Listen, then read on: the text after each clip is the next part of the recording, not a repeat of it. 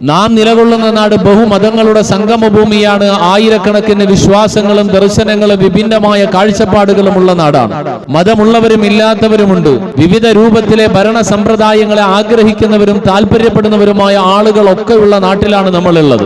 വിശുദ്ധ ദീനുൽ ഇസ്ലാം പഠിപ്പിക്കുന്ന ഭരണ സംവിധാനമോ തെരഞ്ഞെടുപ്പ് രീതികളോ ഒന്നും നമ്മുടെ നാട്ടിൽ പ്രായോഗികമല്ല. എല്ലാ മതസ്ഥരും ചേർന്നുകൊണ്ട് ഈ നാടിൽ ഫോളോ ചെയ്യുന്നത് ജനാധിപത്യ ഭരണ സംവിധാനമാണ്. ജനാധിപത്യത്തിന്റെ പ്രത്യേകമായ രൂപത്തിലൂടെ തങ്ങളുടെ ഭരണ നേതാക്കളെ തിരഞ്ഞെടുക്കുന്ന രീതിയാണ് നമ്മുടെ നാട്, നമ്മുടെ സംസ്ഥാനവും രാജ്യവും ഒക്കെ അവലംബിച്ചു പോരുക.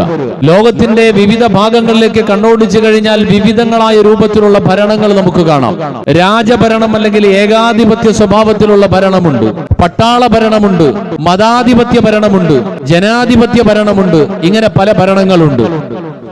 ഇതിൽ പല ആളുകളും ധരിച്ചിരിക്കുന്നത് മതാധിപത്യ ഭരണത്തിലെ ഒരു ഭരണമാണ് ഇസ്ലാമിക ഭരണവും എന്ന് പലരും ധരിക്കാറുണ്ട്.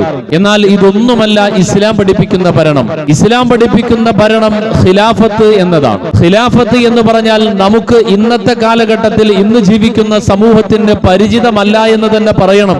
ആ രൂപത്തിലുള്ള ഒരു ഭരണമാണ് ഖിലാഫത്ത്, ഖിലാഫത്തുർ റാഷിദയിലൂടെ ലോകം കണ്ടത്. ആ സമൂഹത്തിൽ ജീവിക്കുന്ന എല്ലാ മനുഷ്യർക്കും, എല്ലാ ജീവജാലങ്ങൾക്കും, സസ്യലതാദികൾക്കും പ്രകൃതി വിഭവങ്ങൾക്കും നൽകപ്പെട്ടുകൊണ്ട് മുന്നോട്ട് പോകേണ്ട ഒരു ഭരണ സംവിധാനമാണ് ഖിലാഫത്ത് എന്ന് പറഞ്ഞാൽ.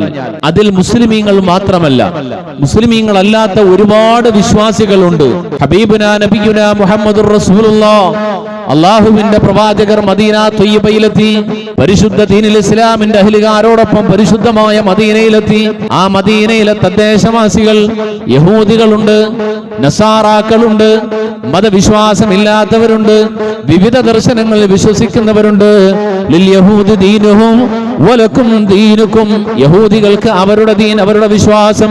മുസ്ലിമീങ്ങളെ നിങ്ങൾക്ക് നിങ്ങളുടെ വിശ്വാസം, നിങ്ങളുടെ മതം. ഓരോ മതവിഭാഗത്തിനും അവരവരുടേതായ മതങ്ങളെ കുറിച്ച് പഠിപ്പിക്കപ്പെട്ടു.